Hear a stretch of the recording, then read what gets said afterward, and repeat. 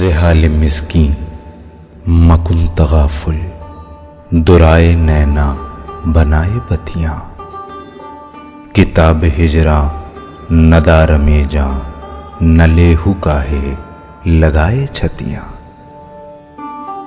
شبان ہجراں دراز چو زلف، روز وصلت چو عمر کوتاہ، سکھی پیا کو جو میں نہ دیکھوں تو کیسے کاٹوں اندھیری رتیاں۔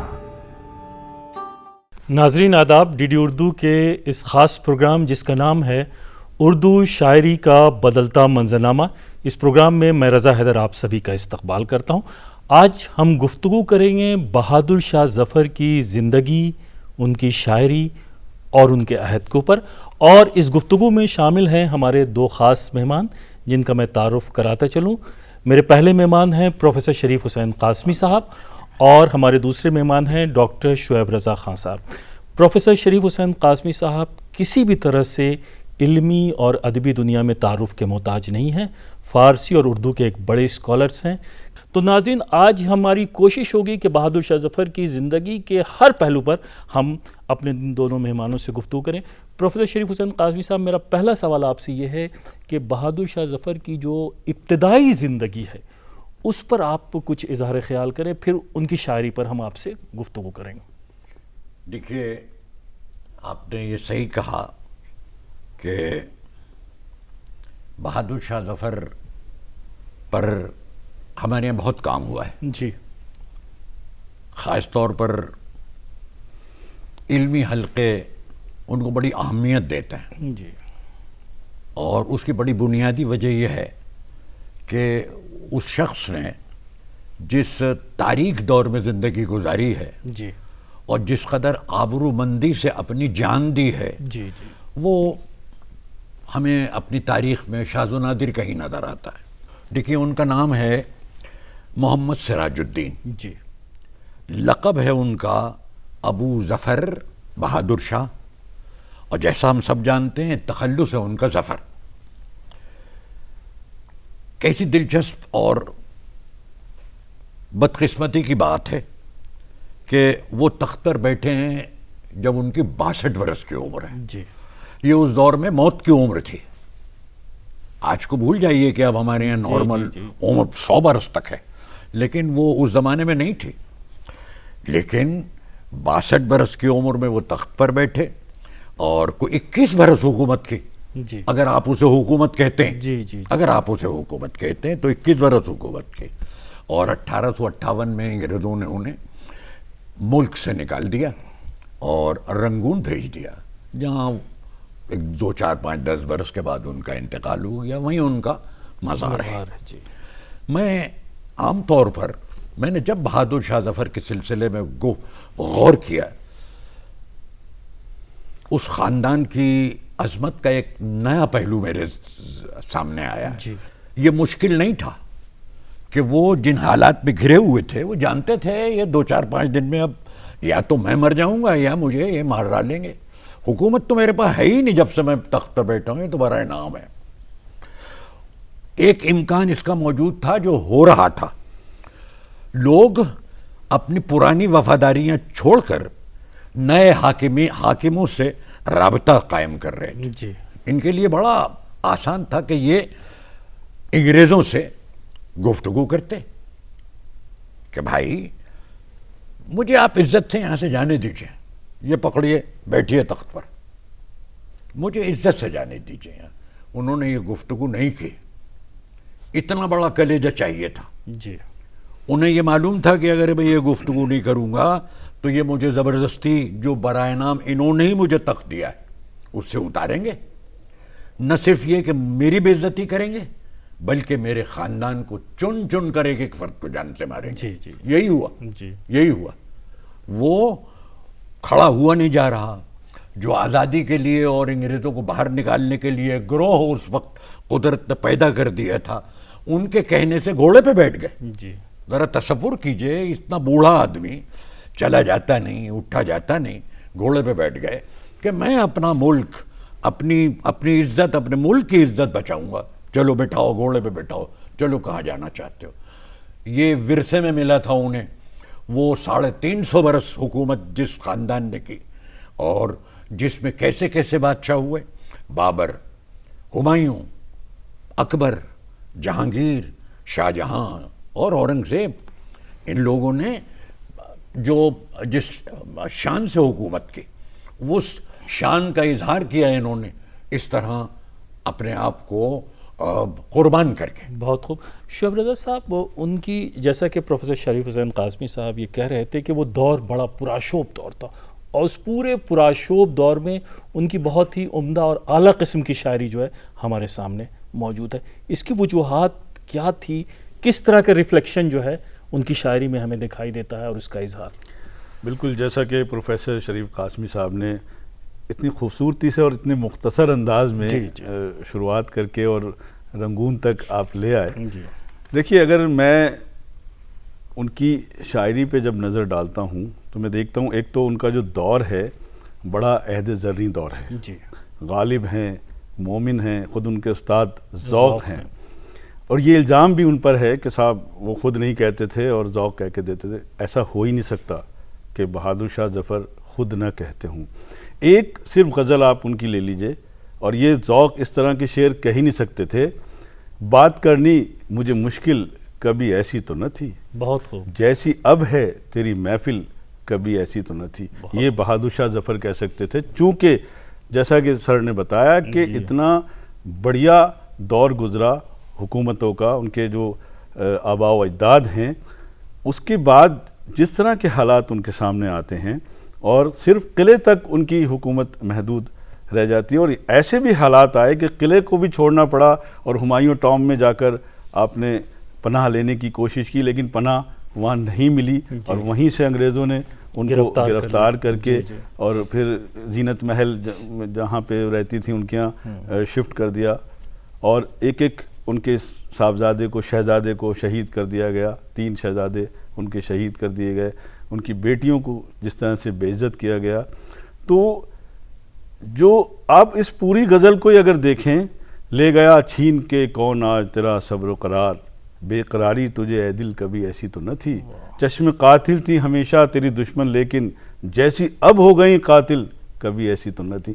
آپ دیکھیے ایک ایک شعر میں وہ تمام چیزیں جو ہیں جو ان پہ گزر رہی ہیں، ان کی زندگی پہ گزر رہی ہیں، ایک بادشاہ ہے اور اس کو کس طریقے سے کن حالات سے زندگی گزارنا پڑ رہی ہے، اور پھر جن لوگوں نے جنگ آزادی کی پہلی تحریک شروع کی انہوں نے کہا نہیں، ہم آپ کو ہی اپنا رہنما بنائیں گے اور آپ کو کھڑا ہونا پڑے گا۔ مغل خون تھا، کھڑا ہو گئے وہ، ٹھیک ہے، سر نے جیسے بتایا کہ گھوڑے پہ بیٹھ گئے اور عہد کر لیا کہ نہیں، اپنی ملک کی عزت اور بقا کے لیے وہ لڑیں گے، اور لڑائی کی۔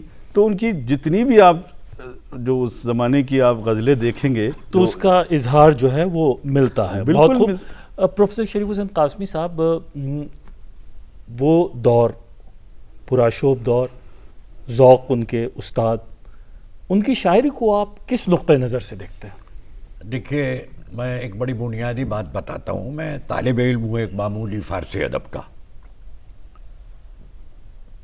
میں نے جو مطالعہ کیا فارسی ادب کا، میں مثال دوں گا اس کی کہ پرآشوب دور میں کہ فوری بات جی، جو ایک دور شروع ہوتا ہے وہ ادب میں ایک چینج کا دور ہوتا ہے۔ جی جی، اور ہمارے ہاں جن لوگوں نے اور جن اسکالرس نے، وہ یورپ کے ہوں یا ہندوستانی ہوں یا ایرانی ہوں، خود انہوں نے جو فارسی ادب اور خاص طور پر فارسی شاعری کی تاریخ لکھی ہے، انہوں نے یہ بتایا کہ پرآشوب دور میں جو عظیم الشان ادب پیدا ہوا ہے اس کی مثال پرامن دور میں نہیں ملتی۔ بہت خوب جی۔ اب آپ دیکھیے اس بار پرآشوب دور میں کیسے کیسے شعراء، جی، کیسے کیسے شعراء پیدا ہوئے۔ غالب، کوئی آپ مثال دے سکتے ہیں اس شخص کی، ذوق، مومن، اور جناب والا ابو صفی، صہبائی، آزردہ، ایک پوری کہکشاں، ایک کہکشاں ہے جی جی جی عظیم شعراء کی، جی جی اور یہ سب علماء بھی تھے۔ جی، دوسری طرف جناب والا کونوں خدروں میں بیٹھے اپنے اپنے مدرسوں میں، شاہ ولی اللہ کا خاندان جو صرف ہندوستان میں نہیں، آج بھی ان کی کتابیں سارے عالم اسلام میں جی بنیادی کتابوں کی حیثیت سے پڑھائی جاتی ہے۔ جی اب بہادر شاہ ظفر کی فارسی شاعری اور اردو شاعری دیکھیے کیسی عجیب بات کیا ہے۔ فارسی میں بھی کچھ کلام ارے ان کا؟ میاں انہوں نے جی فارسی میں کہا ہے، جی جی ہاں ان کی غزلیں جی ملتی جی ہیں، جی جی خاص طور پر ان کے تاریخی خطے ہیں۔ جی جی لوگ جاتے تھے، یہ بھی آپ جانتے ہیں کہ وہ ان کو لوگ پیر و مرشد سمجھتے جی تھے، جی لوگ ان کے مرید ہوتے تھے۔ تو ایسے جو ان سے وابستہ تھے، ان کے یہاں مثلاً بچہ پیدا ہوا، ان کے بچے کی شادی ہوئی، کوئی مر گیا، کسی نے کوئی عمارت بنوائی، تو جاتے تھے کہ پیر و مرشد ایک خطہ کہہ دیجئے۔ جی تو ان کے فارسی میں یہ تاریخی خطے بہت ہیں، ان کی غزلیں ہیں فارسی میں۔ وہ کہتے ہیں نہیں حال دہلی کا سنانے کے قابل۔ اب دیکھیے، جو میں نے جیسا عرض کیا کہ وہ تو ایک مجسم، ایک علم تھے، ایک علمناکی ان پر تاریخ تھی، جدھر دیکھتے تھے وہ مقابلہ کرتے تھے کہ یہ شاہجہاں کی بنائی ہوئی دلی ہے۔ جہاں سونے اور چاندی کا کام تھا قلعہ معلیٰ میں، نیم قیمتی پتھر لگے ہوئے تھے، سب توڑ کے لے گئے تھے، اکھاڑ کے لے گئے تھے یہ مراٹھے۔ اس کو ذہن میں رکھیے اور پھر دیکھیے یہ شعر، تو کہہ رہے ہیں نہیں حال دہلی سنانے کے قابل، یہ قصہ ہے رونے رلانے کے قابل۔ جی اجاڑے لٹوروں نے وہ قصر اس کے جو تھے دیکھنے دکھانے کے قابل۔ اب اگلا شعر دیکھیے کس قدر دردناک ہے، اور صحیح کہتے ہیں وہ کہ نہ گھر ہے نہ در ہے، رہا ایک ظفر ہے، فقط حال دہلی سنانے کے قابل۔ بہت خوب، ہم کچھ اور اشعار آپ سے سنیں گے۔ شعیب صاحب، حال ہی کہتے ہیں ان کی شاعری کے بارے میں کہ روزمرہ کے واقعات اور حالات کا اظہار تو ملتا ہی ہے، بہت صاف ستھری زبان کا بھی وہ استعمال کرتے ہیں۔ بالکل صحیح۔ دیکھیے ان کی شاعری میں جیسا کہ تمام لوگوں نے لکھا ہے کہ جو دلی کی ٹیکسالی زبان تھی، جی جی جو آپ نے جس کا ذکر کیا، جس میں ہم باغ و بہار میں جو نظر آتا ہے، جو زبان میر امن نے استعمال کی ہے، وہ ان کی شاعری میں ملتی ہے۔ اور اس دور کی آپ بات دیکھیے، 1800 جب سے وہ شاعری کر رہے ہیں، 1858 60 62 تک ہی انہوں نے شاعری کی، اس کے بعد تو حالات ہی اس طرح کے رہے۔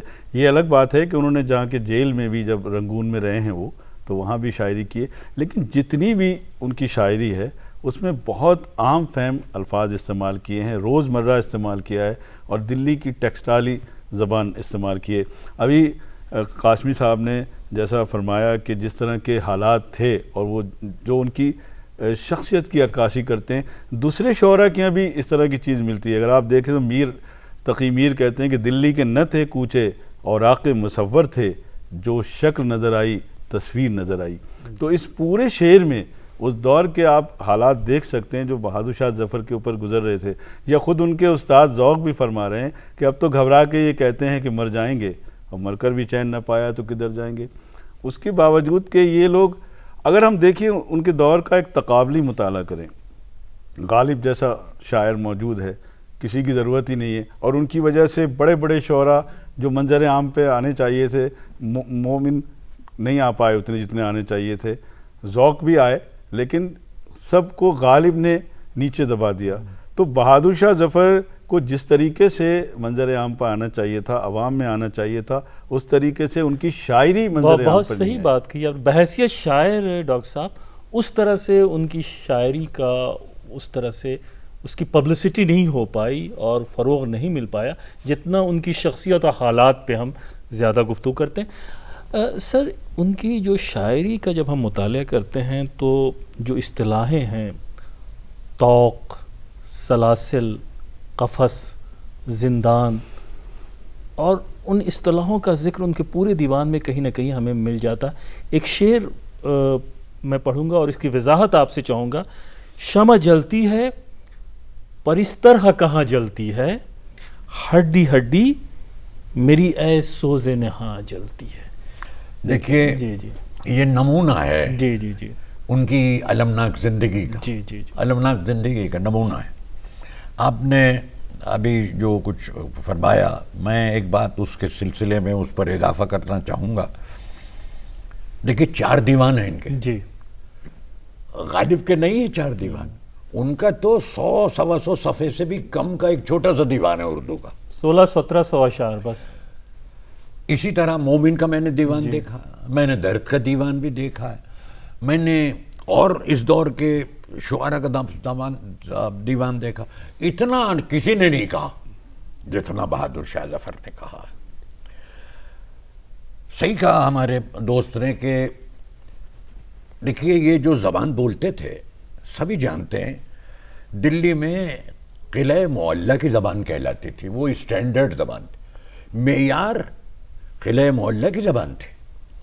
اور وہ قلعہ معلیٰ کس کی زبان، کون رہتا تھا وہاں؟ بہادر شاہ ظفر رہتے تھے، وہ اس کے صدر تھے اس زندگی کے جو قلعہ معلیٰ کی زندگی تھی. یعنی پوری دلی والے بہادر شاہ ظفر کی زبان کی پیروی کرتے تھے. بالکل. بہت خوب. ذوق ہوں، غالب ہوں، وغیرہ وغیرہ.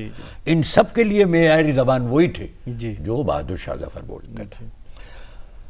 میں آپ سے کیا عرض کروں، دیکھیے ایک تو غالب ہیں ہمارے، سب جانتے ہیں کہ غالب عوام کے شاعر نہیں تھے. ہم جب غالب کا داغ سے مقابلہ کرتے ہیں تو ہم عام طور پر یہ کہتے ہیں کہ دیکھیے اردو کو رائج کرنے، اردو کو محبوب بنانے میں جو رول داغ نے ادا کیا وہ غالب نہیں کر سکے. وجہ کیا تھی؟ وہ زبان کی بات تھی.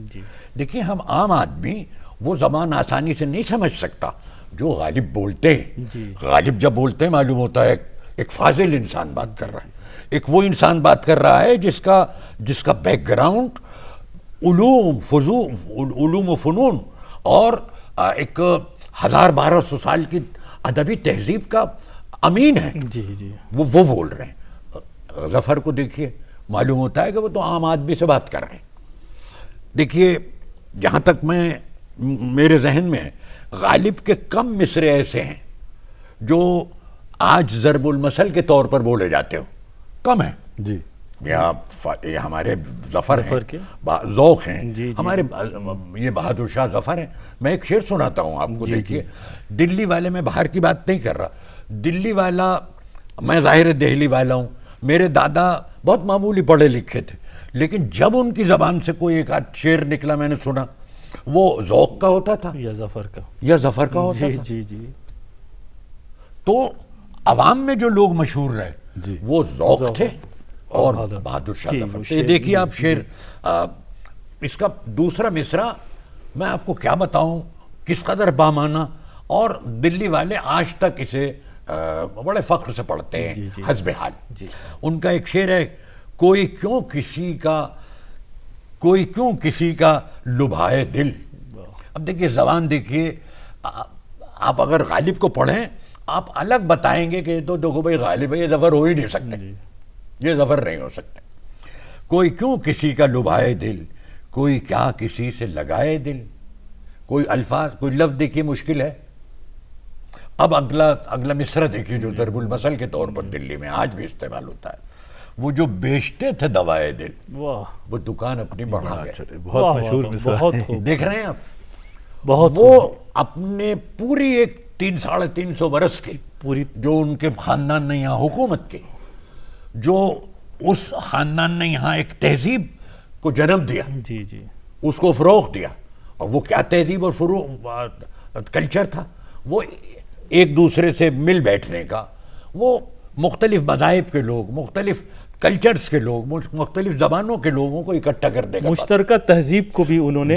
بہت اہم بات کی طرف آپ نے اشارہ کیا. شعیب رضا خان صاحب، میں آپ سے وضاحت چاہوں گا کہ بہادر شاہ ظفر بھی ہماری ملی جلی تہذیب کے ایک بہت بڑے سمبل تھے. تمام مذاہب کا احترام کرتے تھے، اور چاہے ہولی ہو یا دیوالی ہو، محرم ہو، عید، بقرعید، سب کا سیلیبریشن جو ہے وہ لال قلعے ہی میں نہیں باہر بھی ہوتا تھا، ان کی نگرانی اور سرپرستی. تو میں چاہتا ہوں کہ 1-2 منٹ میں آپ اس کی طرف اشارہ کریں. بالکل. دیکھیے جیسا پھول والوں کی سیر، یہ سب جیسے آپ نے فرمایا، پھول والوں کی سیر کا ذکر کرنا بہت ضروری ہے. اور یہ انہی کے زمانے میں یہ تمام جو رواج تھا، رسم و رسومات یہ رائج ہوا اور آج تک اس کو دلی والے مناتے ہیں. دیکھیے بہادر شاہ ظفر کہ یہاں ایک سب سے بڑی خوبی یہ تھی کہ مشاعرے وہ منعقد کراتے تھے جی جی لال قلعے کے اندر، جی اس میں غالب شریک ہو رہے ہیں، ذوق شریک ہو رہے ہیں، مومن شریک ہو رہے ہیں، یہاں تک کہ داغ بھی چھوٹے تھے لیکن وہ شریک ہوتے تھے. تو یہاں سے جو ایک مشترکہ کلچر بنتا تھا. اس کے علاوہ اس زمانے میں مولوی محمد باقر ایک اخبار نکالتے تھے، انہی کے نام سے وہ پہلے شروع ہوا تھا، سراج الاخبار. بعد میں اس کا نام دلی اردو اخبار 1837 میں یہ اخبار نکلا.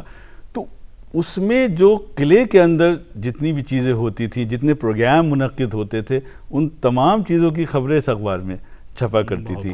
تو اس کی وجہ کہا یہ جاتا ہے کہ اردو زبان مغلوں کی ہی دین ہے.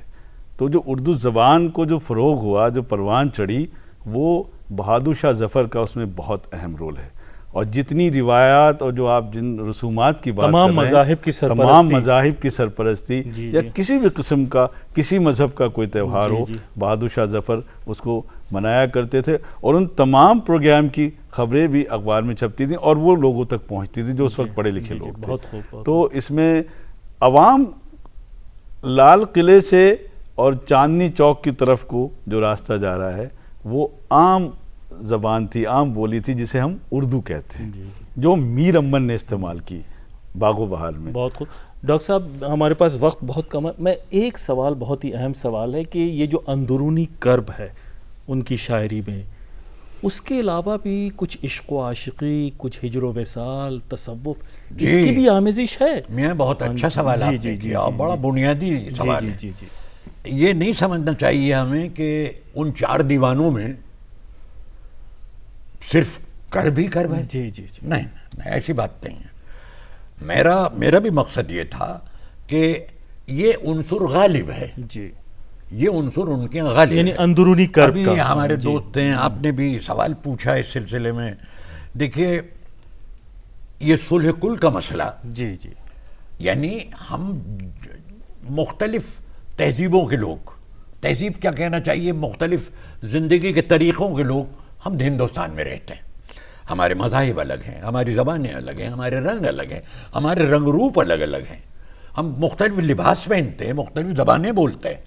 ان سب کو اکٹھا کرنا، اس اکٹھا کرنے کے عمل کو ہم نے صلح کل کہا تھا. اور یہ پہلی دفعہ لفظ اکبر کے زمانے میں ابو الفضل نے استعمال کیا. اب دیکھیں میں آپ کو 2 شعر سناتا ہوں بہادر شاہ ظفر کے. ابھی آپ حضرت نے پھول والوں کے شہر کا ذکر کیا. دیکھیے جب یہ انگریزوں کا اور یہ سب زور دلی میں ہو رہا تھا، اور بس یہ تھا کہ اب یہ 2-4 دن ہیں بعد بہادر شاہ ظفر تو بقرعید آئی. یہاں اتفاق برقرار رکھنے کے لیے بادشاہ نے حکم دیا کہ اس بقرعید پر گائے ذبح نہیں کی جائے گی. ہندو سینٹیمنٹس کو، ان کے جذبات کی آپ رعایت کریں.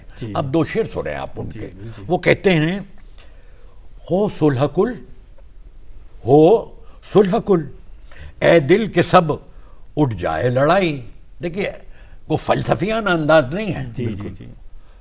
اور جب فلسفیانہ انداز آ جاتا ہے تو وہ پڑھے لکھوں کے لیے تو ہو سکتا ہے، عوام سے اس کا کوئی تعلق نہیں ہو. تو عوام سے کہہ رہے ہیں تو انہی کی زبان استعمال کر رہے ہیں. کہہ رہے ہیں ہو صلح کل، اے دل کے سب اٹھ جائے لڑائی، کافر نہ مخالف ہو نہ دیندار مخالف. ایک اور شعر سنیے اسی کے سلسلے میں. وہ کہتے ہیں میری ملت ہے محبت. وہ ہے نا ایک بہت مشہور، ایک مجھے مصرع یاد آ رہا ہے کہ وہ میرا پیغام محبت ہے جہاں تک پہنچے. تو دیکھیے اس کی ابتدا دیکھیے، اس کی ابتدا دیکھیے. وہ کہتے ہیں میری ملت ہے محبت، میرا مذہب عشق ہے، نفرت کا گزر نہیں ہے کسی انداز سے. تو میری ملت ہے محبت، میرا مذہب عشق ہے، خواہ ہوں میں کافروں میں، خواہ دینداروں میں ہوں میں. بہت خوب. کچھ نہیں، میں تو محبت کا پجاری ہوں کسی کا کی تبلیغ. یہی وجہ ہے ڈاکٹر صاحب کہ بہادر شاہ ظفر آج بھی اور اس زمانے میں بھی ہر مذاہب کے لوگوں میں ہمیشہ مقبول رہے. وہ ایک شاعر بھی تھے، ایک بادشاہ بھی تھے، ایک مجاہد آزادی بھی تھے، لیکن اس کے ساتھ ساتھ ان کی ایک خوبی یہ بھی تھی کہ وہ تمام مذاہب کا احترام بھی کرتے تھے. اور اس کا اثر جو ہے ان کی زندگی اور ان کی. شعیب رضا صاحب، بس آخری سوال آپ سے یہ، چونکہ آپ شاعر بھی ہیں، میں یہ کرنا چاہتا ہوں کہ اس دور کی شاعری اور آج کی شاعری، یعنی بہادر شاہ ظفر کا دور جو کہ عروج کا دور تھا بقول شریف حسین قاسمی صاحب کے، اور کہ وہ سنہرا دور تھا، کیا فرق محسوس کرتے ہیں آپ بہت اختصار کے ساتھ؟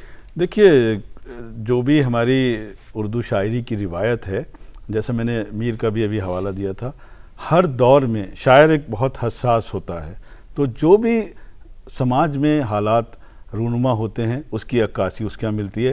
ہمیں اس دور میں غالب کے یہاں بھی، مومن کے یہاں بھی، تمام لوگوں کے یہاں جو خالص غزل کے شاعر بھی ہیں مومن، ان کے یہاں بھی، میر کے یہاں بھی خاص طور سے ملتا ہے. تمام جتنے بھی شعراء ہیں، یہاں تک ذوق قصیدے کے شاعر مانے جاتے ہیں، لیکن ان کے یہاں بھی وہ تمام چیزیں ملتی ہیں.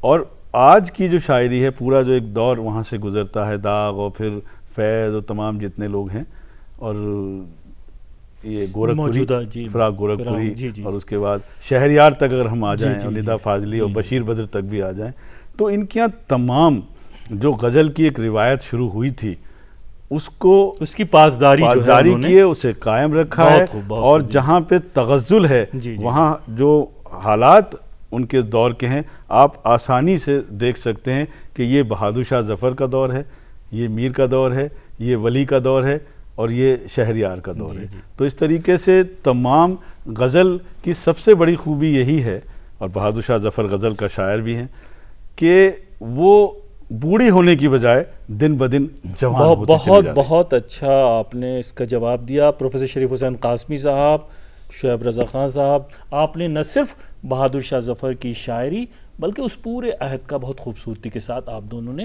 احاطہ کیا. آپ کا بہت بہت شکریہ. تو ناظرین، ہم بہادر شاہ ظفر کی زندگی، شاعری اور اس عہد کے اوپر بہت ہی خوبصورت گفتگو اپنے ان دونوں مہمانوں سے سماعت فرما رہے تھے.